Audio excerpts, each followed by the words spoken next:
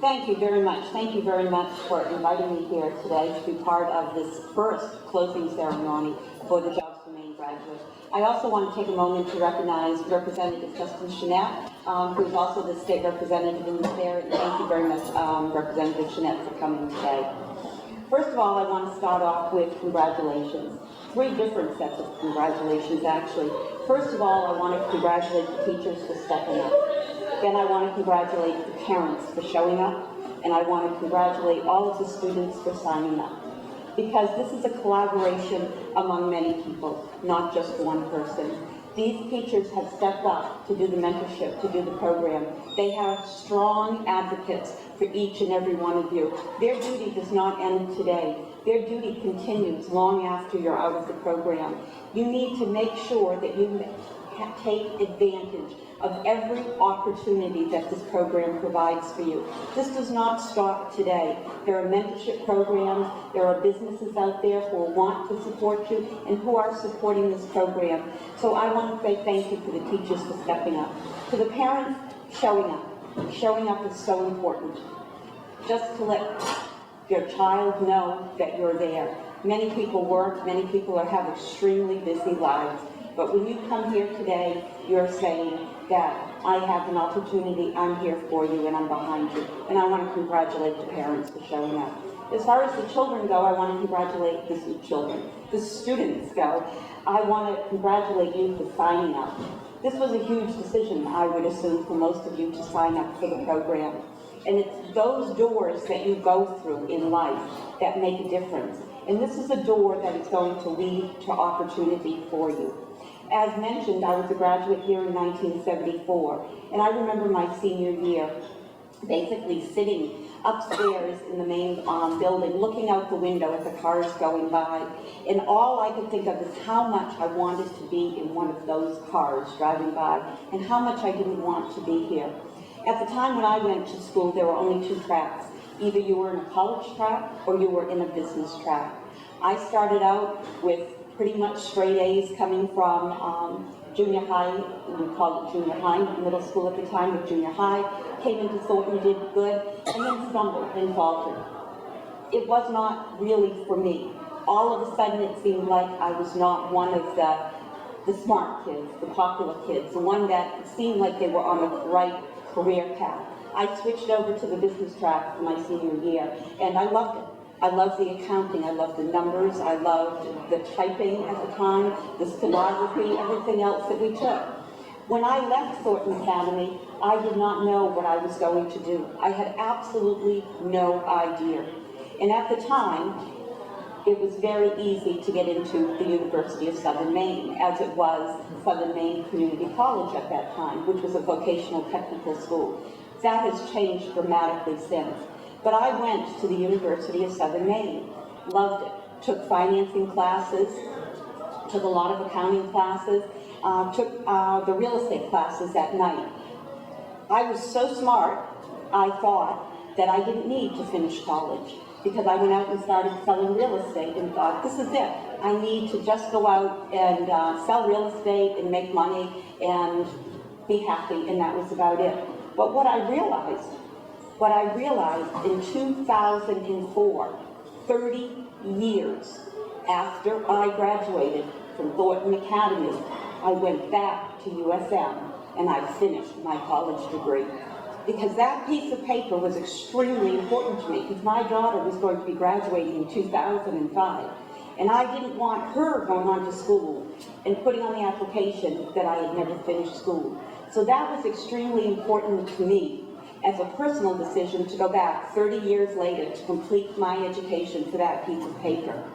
We know nowadays there is no more four-year college. 4 years now is 6 years. The average person going through a four-year college takes 6 years. And what happens during that 6 years? I had a young woman come into my office the other day. She went her 6 years, and her parents paid for it. She is now $130,000 in debt. She owes $40,000 to the federal government, and she owes $90,000 to the state programs that she did. She is working at a restaurant in Portland. As chair of the Workforce Committee, this was one of the main issues that we looked at in our first session. Students coming out with such high debt and not being able to get a job. One of the things that we were successful in that just passed in the Maine legislature is a bill entitled Know Before You Go. And this is a bill that we are trying to get into all of the guidance counselors' offices now. That if somebody comes in and says, I want to get a job as a marine biologist or as a social worker, and you sit down and say, this is the college that you want to go to, and we can map out for you, wonderful, you're going to spend at this private college $250,000 or $130,000 at a university, and you're going to come out, and the average salary right now in the state of Maine is $35,000 a year. Do you want to go $200,000 in debt to get a $35,000 a year job? Those are the wake-up calls that all of the students in the state of Maine are going to be getting. One of the things that I found, again, as chair of the Workforce Committee, is that the incredible strength of our community colleges. Southern Maine Community College. I would recommend that so highly to anybody as far as going to school. They have a huge graduation rate. And not only a graduation rate, but they have students that are getting jobs when they get out because they are being trained. One of the things that we have done are partnerships with local industries. I read through who the partnerships you have on Jobs for Maine graduates, who are some of the people on your board of directors that you can reach out to, and I am envious. You have presidents of the largest banks, TD Bank, Bangor Savings Bank. You have the presidents of IDEX, Bath Iron Works, Northrop Defense Systems. You have wonderful people that have invested their time and money into this program. And your teachers are the conduit to these people. They're to the jobs, to the opportunities. We had Chinbrook come in before our committee. They have an internship program now that you can go into Chinbrook, work for them, and they will tell you exactly what you're going to be getting in so many years. And this isn't with a shovel and a hard hat. This is training you. When I went down to a conference on jobs and workforce and the skills gap down in Dallas, Texas, Toyota was there. They have a program that starts in middle school right now, and they bring people into their plants, their families, because what has happened is that it's not necessarily the students, but it's the parents and the grandparents that still hang on to the stigma that their family needs a 4-year education, that they don't want them to work in manufacturing. And we need to shed those ideas. We need to tell our young students that manufacturing pays extremely well, that manufacturing is not the dirty jobs that it used to be. They are extremely sterile. When I went through National Semiconductor, it took 15 minutes just to get dressed up in these sterile white uniforms to go in. It's a very clean environment. Toyota has a plan that they will show you basically in 5 years how you'll be making $140,000 at their plant. They're very selective of getting the students in, they train them, and a huge component of that is bringing the parents in and having the parents take a look at what's out there. I've had an opportunity as chair of the Workforce Committee to travel the entire state of Maine, to go toward multi-million-dollar yacht facilities, to go to blueberry facilities, Bath Iron Works I've toured. Most of the major facilities in the state of Maine I've been through, and I've talked with a lot of people as far as what they're looking for employees. People are constantly saying there are no jobs in the state of Maine. There's over 4,000 jobs right now that are unfilled because students graduating from high school and from college, especially from college, do not have the necessary technical skills to fill these jobs. And we need to make sure that we guide our students onto a path where they can obtain a job when they get out of high school or when they get out of college. This is the most important thing, and to make sure that they are not saddled with debt for 20 years. The debt service on a lot of these student loans equal what most of us are paying on a mortgage on our house. And that is unfair, and that is not right to our students. We need to do something about it, and this Know Before You Go bill is one that does it. The other thing I wanted to mention to you is that just because you start off in one career path doesn't mean you can't do something else. Gelato Fiasco in Portland, they have the gelato ice cream. I don't know if any of you have heard of it or not. Now this was a young entrepreneur that graduated with an accounting degree from Bentley College. And he spoke before our committee and he said, when I came back and told my parents I'm going to make gelato, they thought, what did we send you to college for? He's one of the most successful people in the state of Maine. His college education helped him do it, but he decided to go into ice cream. Rising Tide Brewing Company in Portland. An attorney from Boston, young woman, said, I don't like law, I don't want to do law, I'm going to open a brewery, and she did it.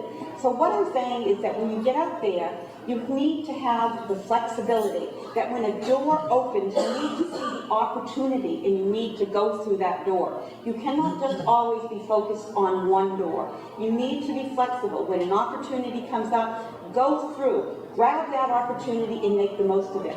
And many times those opportunities are through volunteering. When you get to volunteer for somebody, you get to know a business, they get to know you. The number one reason that people will hire somebody is because they know them. People don't like to take a risk anymore. The days of doing a paper resume, sending it in to people are gone. They have resumes now that are all submitted electronically. They search the keywords on it. One of those keywords are certified. They look for certifications. What do you have for a certification? If you've gone to be certified in IT or if you're certified in automobile mechanics, those are the keywords they're looking for. Actually, at Southern Maine Community College right now, if you go into the automotive program, you can do a training program with a lot of the major garages down here in the dealership. But before they will send somebody from Southern Maine Community College into one of those dealerships, the dealerships have to commit to the college that they will not hire you until you receive your 2-year educational degree. The reason being is that they're finding that these students are so bright, so technical, and so computer literate that they want to hire them immediately. And the people at the dealership have said, no, we will wait until they get out of school so that they can have that certification. So I guess one thing is don't jump ship too early. It took me 30 years to kind of complete to get a piece of paper, but during that 30 years I held many different hats. Standing before you today as a state senator, I never took a political science class here in the Thornton Academy. I had no interest in politics. Took no political science classes at the University of Maine in my first 3 years. I took all political science classes when I went back 30 years, and I sat in the front of the classroom, not the back of the classroom. And I made sure that I was there to learn and that I was ready to learn. So in my closing remarks, the one thing I want to say to you is that you can go through life looking at your glass half full and always see the negatives in something and wonder why isn't it better. Or you can look at your glass as being half full. And that's what I've always done, is taking the attitude that something is half full. And you can always find an opportunity and you can always make that opportunity. But you have to be willing most of the time to act, and to act immediately on something when an offer comes up. So I want to say congratulations so much. I look out at all of you and I see tremendous potential here for the state of Maine. And I hope every single one of you follows your dream, and whether that dream is here in Maine or any place else in the entire global economy that we have now, I wish you the greatest success in life. Thank you very much.